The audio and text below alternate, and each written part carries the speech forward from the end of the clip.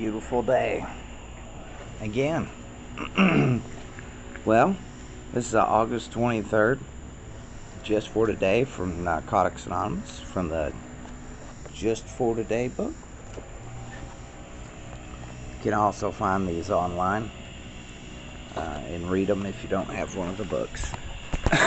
Or you can watch this if you haven't read it or watched a video of it yet.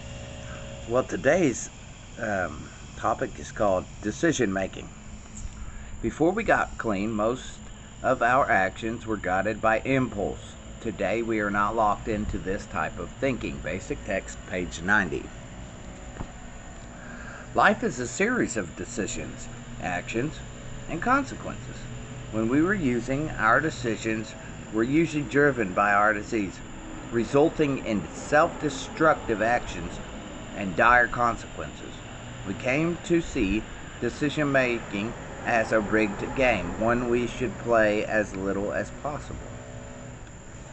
Given that many of us have great difficulty learning to make decisions in recovery, slowly, by working the 12 steps, we gain practice in making healthy decisions, one that give positive results. Where our disease once afforded our will and our lives, we ask our higher power to care for us. We inventory our values and our actions, check our findings with someone we trust, and ask the God of our understanding to remove our shortcomings. In working the steps, we gain freedom from influence of our disease, and we learn principles of decision making that can guide us in all our affairs. Today, our decisions and their consequences need not be influenced by our disease. Our faith gives us the courage and direction to make good decisions, and the strength to act on them. The result of that kind of decision making is a life worth living. Just for today, I will use the principles of the 12 steps to make healthy decisions. I will ask my higher power for the strength to act on those decisions. Before I make any big decisions, and I come up with a plan, first, I need to ask myself these questions. Why does this decision need to be made? Is this decision going to benefit me in my recovery? And will this decision lead me to a relapse? Those are the questions I need to ask myself. And here's my best advice, my best suggestion. The thing I do, the thing a lot of other addicts do, that have found a way in this program to make it work for them, is they ask their sponsor. That's what it said. Ask someone in recovery. Don't ask somebody who's just going to agree with you and enable you.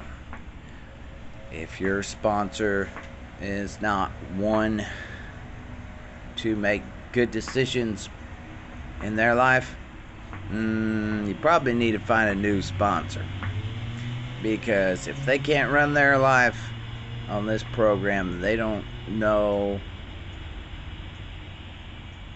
how to find good direction, and they're not acting on it in their life, I'm gonna tell you what, they have no right to give you advice.